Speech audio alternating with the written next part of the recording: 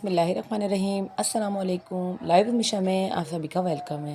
تو آج میں آپ لوگوں کے ساتھ شیئر کروں گی بہت ہی مزیدار چکن کری کی ریسیپی، جس کو میں بہت ہی ڈفرینٹ سٹائل میں بناؤں گی۔ تو میری ویڈیو کو پورا واچ کیا کریں تاکہ کوئی بھی اسٹیپ آپ مس نہ کر سکیں۔ چلیں شروع کرتے ہیں ہم اپنی ریسیپی۔ یہاں پہ میں نے 1 کلو چکن لی ہے اور اس کو اچھے طریقے سے میں نے یہاں پہ واش کر لیا تھا۔ اب اس کے اندر میں 2 ٹیبل اسپون ادرک لہسن کا پیسٹ ڈالوں گی، 1 ٹیبل اسپون کٹی ہوئی ہری مرچ، 2 ٹیبل اسپون دہی، 1 ٹی اسپون نمک، 1 ٹی اسپون کٹا ہوا دھنیا، 1 ٹی اسپون ہلدی، 1 ٹی اسپون لال مرچوں کا پاؤڈر، 1 ٹی اسپون کٹی ہوئی مرچ اور ½ ٹی اسپون پسا ہوا گرم مسالہ۔ ان سارے مسالوں کو آپ نے جو اچھے طریقے سے مکس کر لینا ہے اور ہاتھوں کی مدد سے۔ اگر پھر بھی آپ کو مسالے کی کوانٹٹی سمجھ نہ آیا کرے تو میں نے انگریڈینٹ ڈسکرپشن میں دیے ہوئے ہوتے ہیں، آپ وہاں جا کے بھی چیک کر سکتے ہیں۔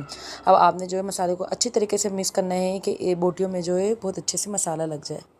یہاں پہ آپ دیکھ سکتے ہیں کہ میں بوٹیوں میں کافی اچھے سے مسالہ لگ چکا ہے۔ اب ہم یہاں پہ مسالہ تیار کر لیتے ہیں، جس کے لیے میں نے یہاں پہ 1 کپ آئل ایڈ کیا ہے۔ جیسے ہی ہمارا آئل اچھے سے گرم ہو جائے گا، اس میں تھوڑا سا مطلب کہ ½ ٹی اسپون زیرہ ایڈ کر۔ یہاں پہ میں نے 2 عدد پیاز لیے، اس کو باریک چوپ کر لیا تھا، وہ بھی میں اس میں آئل میں ایڈ کروں گی، اس کو بھی اچھے طریقے سے فرائی کر لوں گی۔ پیاز کو جو ہے آپ وہ گرم آئل میں ہی ڈالا کریں، ٹھنڈے آئل میں نہیں ڈالا کریں، اس سے پیاز جو ہے وہ اچھے سے فرائی نہیں ہوتی ہے اور سالن میں نظر آنے لگتی ہے۔ بس آپ نے اس کو تب تک فرائی کرنا ہے جب تک اس میں جو ہے لائٹ براؤن کلر نہ آ جائے۔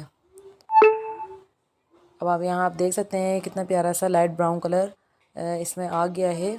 اب ہم پیاز میں فرائی ہو چکی ہے، اب ہم اس میں جو مسالہ بنایا تھا چکن کا، اب سارا مسالہ آپ پیاز میں ایڈ کر دیجیے گا اور اس کو بھی اچھے سے آپ نے کم سے کم 5 سے 10 منٹ تک جو ہے آپ نے اس کی بھنائی کرنی ہے۔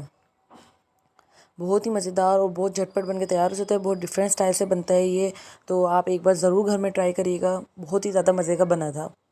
اب آپ نے جو ہے اس کو اچھے طریقے سے آپ اس کو بھونتے رہیے گا 5 سے 10 منٹ تک۔ یہاں پہ ہمارے مسالے کو بھونتے ہوئے 5 سے 10 منٹ ہو گئے ہیں۔ اب اس کے اندر میں نے 2 عدد ٹماٹر لیے تھے، ان کو باریک چوپ کر لیا تھا، اس میں ایڈ کر دوں گی اور اس کو بھی اچھے سے مکس کر لیں گے۔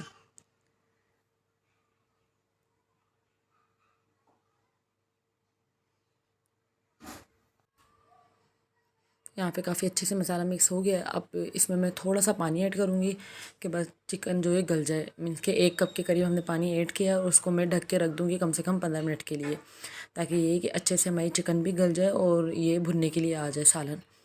تو آپ نے اس کو ڈھک کے 15 منٹ کے لیے چھوڑ دینا ہے میڈیم آنچ پہ۔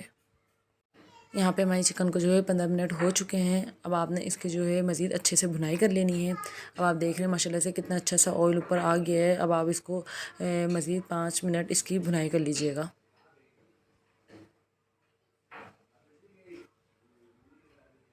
اب اس میں ½ ٹی اسپون پسی ہوئی کالی مرچ ایڈ کر دوں گی اور 3 سے 4 عدد ہری مرچیں۔